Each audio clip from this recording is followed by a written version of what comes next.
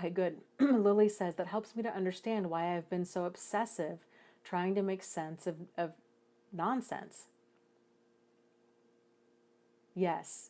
And that's like, yeah, I think all of us that have gone through it, it's like a phase in healing where there's like that obsessiveness of trying to make sense out of all of this. So people watch dozens, if not hundreds of YouTube videos. They're on the internet, they're researching, they're reading, they're talking to their friends and their family at great length, rehashing every single detail of things. And it can exhaust other people. It can exhaust even a therapist. It's because if you're, and even if you, and here's the thing too, even if you've been through it, part of healing, this is really wild, part of healing is forgetting. So not forgetting in the sense that you'll forget what happened, but it becomes, the pain becomes less. So like there's a lot, so maybe forgetting isn't the right word, but it becomes, it's like it becomes integrated within, like your brain kind of writes this new story about what happened because it integrates everything that happened. And so it's not this, it's sort of like, if you were in, let's say if you were in a car accident, and if, within a few, like a month or so out of that, you would tell the story, you would relive all of those intense emotions having to do with it. And it would be this, very traumatic experience. It might bring tears to your eyes. You might be having nightmares. You're going to have all of these reactions to this traumatic event. That's totally normal, totally appropriate.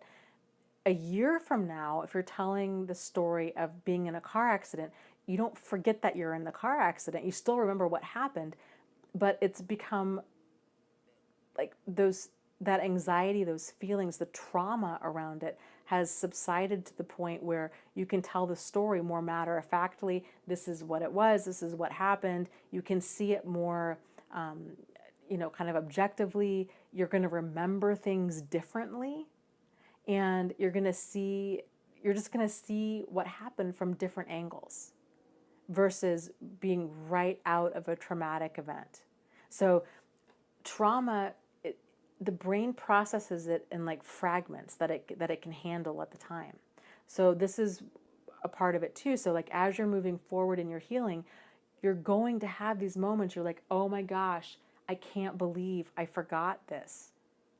And you're going to start remembering things that maybe you had like totally blocked out. And you're like, that is really wild. I cannot believe like that this traumatic thing that had happened wasn't at the forefront of my mind. But our brain does these things in order to help us process traumatic events. So it pushes a lot of that stuff way back into our brain. But as we're moving forward and processing, as we can handle it, those events start coming to the surface. Because now it's sort of like, okay, now we're at a place where we can actually deal with this. And again, like over time, what happened is just, it becomes just a more integrated part of like, this is an event, this is a story, this is an experience of what happened in my life. And it's just kind of this thread in the tapestry of our life. It's not such a isolated, like major thing where like nothing else exists and it's just the focus on this traumatic event.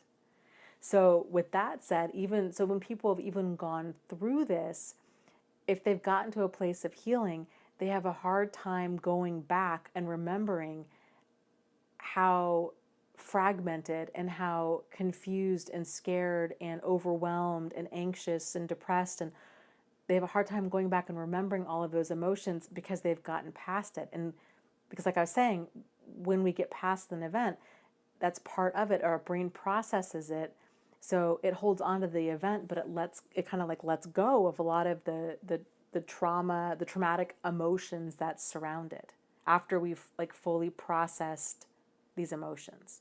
Lots of love to you guys. You are not alone. You are not crazy, and you really can move forward and heal from this.